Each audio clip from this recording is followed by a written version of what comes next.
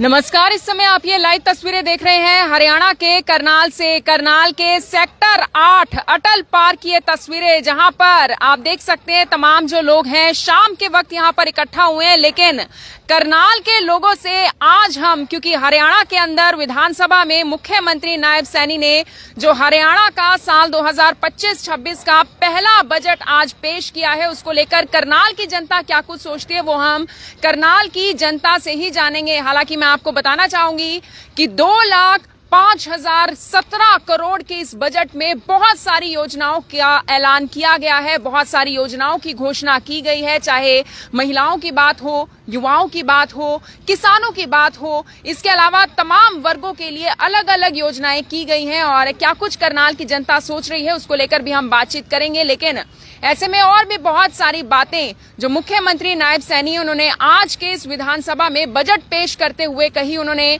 दो बड़ी बातों के ऊपर काफी गौर फरमाया। सबसे बड़ी बात उन्होंने ये कही कि पंचकुला और गुरुग्राम को एआई हब बनाने की जल्द तैयारी शुरू कर दी जाएगी, उन्हें जल्द एआई हब बनाया जाएगा। इसके अलावा उन्होंने कहा कि आए साल 50 लाख रोजगार को पैदा करने की तैयारी भी की जाएगी। उन्होंने ये भी कहा कि घोषणा पत्र में किए गए 217 वादों में से 19 वादों को पूरा कर दिया गया है और 14 जो वादे हैं उन पर काम प्रगति पर है। अब मैं बात कर लेती हूँ कि बजट में किसको क्या मिला, बजट में किसानों को क्या मिला, बजट में महिलाओं के लिए क्या कुछ सोचा गया है, बजट में शिक्षा को लेकर क्या कुछ सोचा गया है, उसको लेकर एक बार बातचीत कर लेते हैं। उसको लेकर ही एक बार बातचीत कर लेते हैं। सबसे पहला यही है कि 1 लाख के कर्ज पर अब कोई ब्याज नहीं होगा। 1 लाख के कर्ज पर ब्याज नहीं होगा। ये किन लोगों के लिए ये बात कही गई है? किसानों को लेकर सीएम नायब सैनी ने राज्य में नया डिपार्टमेंट बनाने का ऐलान किया है और उस डिपार्टमेंट का नाम क्या होगा वो भी आप सुन लीजिए। उस विभाग का नाम होगा डिपार्टमेंट ऑफ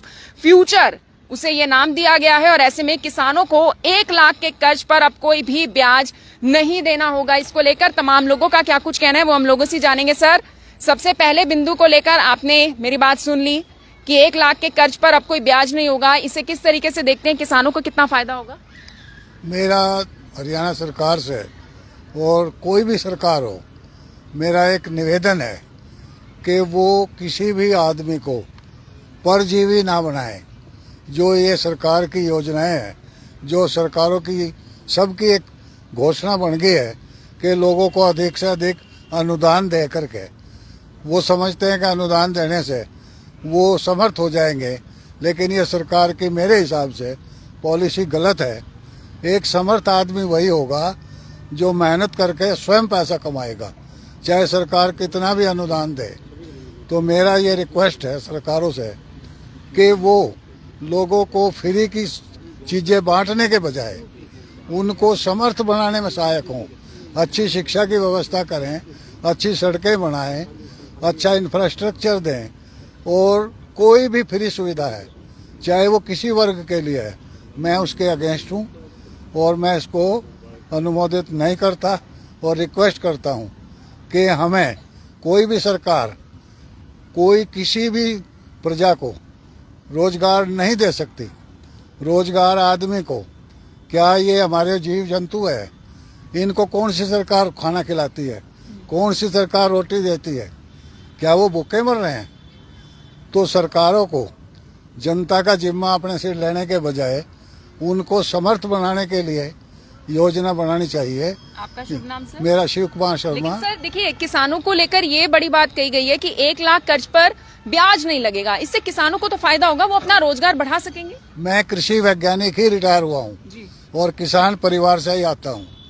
जब सरकारें 1 रुपये का भी हमें कोई सहायता नहीं देती थी तब भी हम सुखी थे, और आज सरकार जितनी ज्यादा सहायता दे रही है हम उतना ही ज्यादा हाय हाय कर रहे हैं। ऐसा क्यों हो रहा है? इसलिए हो रहा है कि किसानों के मन में ये बैठा दिया गया है कि तुम जितना ज्यादा चिल्लाओगे उतना ही सरकार तुम्हें देगी।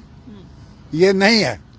हर आदमी को, किसान को यानी मेहनती होना जरूरी है। मेहनती होना जरूरी है। आज किसान का बच्चा अपने खेत में काम करने के लिए तैयार नहीं है, वो एक छोटी सी बाबूगिरी की पोस्ट करने के लिए तैयार है। तो ये मैं इससे सहमत नहीं हूँ। अनुदान चाहे किसान को हो चाहे व्यापारी को हो, किसी को भी नहीं होना चाहिए। चलिए अगले बिंदु पर एक बार बात कर लेते हैं। महिला डेयरी किसानों के लिए जो योजना बनाई गई है, महिला डेयरी किसानों के लिए 1 लाख रुपए तक, फिर से वही बात है कि ब्याज मुक्त ऋण होने वाला है। सर, महिलाओं को फायदा होगा इससे? ये मैं तो आपको बता दिया अपना, चाहे कोई महिला हो, कोई वर्ग हो, सबको अपना करना खाना खुद आना चाहिए, और बाकी से पूछ लो। बिल्कुल बिल्कुल, बाकियों से भी हम बातचीत करेंगे। अगले बिंदु की हम बात कर लेते हैं। कल्पना चावला छात्रवृत्ति का ऐलान किया गया है। साल 2025-26 में राजकीय मॉडल संस्कृति विद्यालयों की तर्ज पर हर जिले में एक राजकीय महाविद्यालय को मॉडल संस्कृति महाविद्यालय के रूप में विकसित किया जाएगा। कल्पना चावला छात्रवृत्ति योजना जिसके बारे में हम बात कर रहे हैं, इसके अंतर्गत विज्ञान और इंजीनियरिंग में स्नातक और स्नातकोत्तर की पढ़ाई करने वाली छात्राओं को 1 लाख रुपए सालाना छात्रवृत्ति दी जाएगी। शिक्षा से जुड़ी हुई बात है। ऐसे में सर, जिन बच्चों को छात्रवृत्ति मिलती है, स्कॉलरशिप मिलती है, बच्चों को कितना ज्यादा बेनिफिट होता है? पहली बात तो ये है कि मैं आपके इस ज्ञापन को या इस ब्रॉडकास्टिंग को मुबारकबाद दे रहा हूँ कि आप सरकार के माध्यम से एक बड़ी अच्छी ज्ञान की बातें कर रहे हैं और आम जनता से बात कर रहे हैं। लेकिन जहाँ तक अभी शर्मा जी ने जो बातें कही कि आप उनको परजीवी या श्रमजीवी दोनों में बहुत अंतर है। आप उन बच्चों, जहाँ किसानों के ऊपर वो जो संस्कार डाल रहे हैं, सेम वही छात्रों के ऊपर भी अगर उनको बजाय परजीवी या श्रमजीवी में उनका अंतर समझाइए थोड़ा सा। और रही बात, लेकिन सर कई बच्चे पढ़ने में उतने सक्षम नहीं होते, उनके माँ बाप उनकी पढ़ाई करवाने में उतने सक्षम नहीं होते। ऐसे में उन बच्चों के लिए तो छात्रवृत्ति इम्पोर्टेंट है। नहीं, छात्रवृत्ति इम्पोर्टेंट है, उसके लिए कई हमारे अध्यापक भी इतने सक्षम हैं कि उन बच्चों को स्वयं अपने आप पैसे दे देकर, ये अच्छी बात आप बोल रहे हैं। यानी कि मेरी मैडम जो है डॉक्टर पद्मा विशिष्ट के नाम से जो है वो यहाँ पर जिला करनाल में बहुत पॉपुलर रही हैं। उन्होंने अपने पैसों से जो बच्चे पढ़ नहीं सकते थे, जो बच्चे वर्दियां नहीं पहन सकते थे, जो बच्चों के पास किताबें नहीं थी, वो ला आकर दी उनको को, और गांव में से पकड़ पकड़ के लाए उनको कि नहीं आप आइए, हम आपको पढ़ाएंगे। और उनको बजाय फ्री में कुछ देने की बजाय उनको सेल्फ अपने बनाया कि तुम क्षमता करो इस चीज़ की, हम तुम्हें आपके योगदान देंगे। रही बात ये जितने भी आपके पास ज्ञापन की प्रति है सरकार की तरफ से है, मैं थोड़ा सा एक रिक्वेस्ट करना चाहूँगा, सरकार को थोड़ा सा जागृत कीजिए। सरकार को कहिए कि आपके पास इतने जो है आवेदन पत्र आते हैं, इतने आक्षेप पत्र आते हैं, आप उनके ऊपर भी कुछ ध्यान दीजिए। नायब सैनी ने ये बात कही आज विधानसभा में इस बजट को पेश करते हुए कि 11,000 उनके पास अलग अलग इस तरीके की, जो आपने कहा कि लोगों के सुझाव आए, लेकिन उसमें से उन्होंने काफी वर्गों के लिए बहुत कुछ सोचा है, यहाँ तक कि हर वर्ग के लिए उन्होंने कुछ ना कुछ सोचा है। बहुत अच्छी बात है, लेकिन जो पेंडिंग पड़े हैं उनके बारे में भी कुछ सोचिए ना। आपके पास कोई सुझाव? सर, मेरा सुझाव ये है कि मैं श्री मनोहर खट्टर जी की समय से लेकर अब तक के वर्तमान की जो परिस्थितियां हैं, इस सरकार के पास आईपीएस आईएएस के सुझाव कोई विकल्प नहीं है, उनसे काम करवाने में आज भी सक्षम नहीं है, और वो इनको गुमराह करते हैं और आम जनता जो है उससे परेशान है। आपका शुभ नाम सर? अशोक विशिष्ट नाम है मेरा। नायब सिंह सैनी से लेके और अपने जो मनोहर खट्टर जी के पास पता नहीं कितने आवेदन पत्र, और यहाँ पे जितने आवेदन पत्र हैं आप उनसे पूछ के देखिए कि वो अमरिंदर सिंह के जो पत्र दिए गए थे, यहाँ लोगों ने दिए थे, वो कहाँ गए?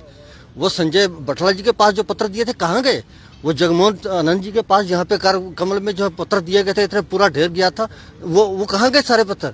वो कहते संजय बटला के पास गए, संजय बटला कहता उनके पास गए, वो आज तक उनका सुझाव नहीं निकला, कोई रास्ता नहीं निकला उनका। चलिए अगले बिंदु के ऊपर बात कर लेते हैं। लाडो लक्ष्मी योजना शुरू होगी। इस योजना की मैं बात करूं तो देखिए, आज दोपहर के बाद से इस योजना की काफी चर्चा रही, क्योंकि सीएम सैनी ने कहा कि हमने महिलाओं को प्रति माह 2100 की आर्थिक सहायता देने का संकल्प लिया था, और अब इस योजना को, लाडो लक्ष्मी योजना को का एक अंतिम रूप दे दिया गया है। इस योजना का नाम है लाडो लक्ष्मी योजना, और इसकी अब शुरुआत कर दी गई है, जिसको लेकर जो प्रावधान है वो 5,000 करोड़ रुपए का किया गया है। 5,000 करोड़ रुपए। मैडम 2100 भी है। इन्होंने मॉडल संस्कृति स्कूल की बात कही है अच्छे से, परंतु क्या है सीनियर सेकेंडरी स्कूल में जो इतने गरीब बच्चे आते हैं ना, उनसे फीस लेते हैं, एडमिशन फीस लेते हैं और प्रति माह फीस लेते हैं। क्यों? उनको क्यों नहीं देते? जब आरटीई के तहत कुछ लेना ही नहीं है 1 से 8, तो मॉडल संस्कृति के नाम पर क्यों लेते हैं फीस? पहली बात यही है। कमियां हैं अभी काफी। हाँ, क्यों है कमियां? जो 5-5 बेटियों की माँ रोती हुई अपनी बेटियों को उठा लेती है स्कूल से, मैं पढ़ा नहीं सकती।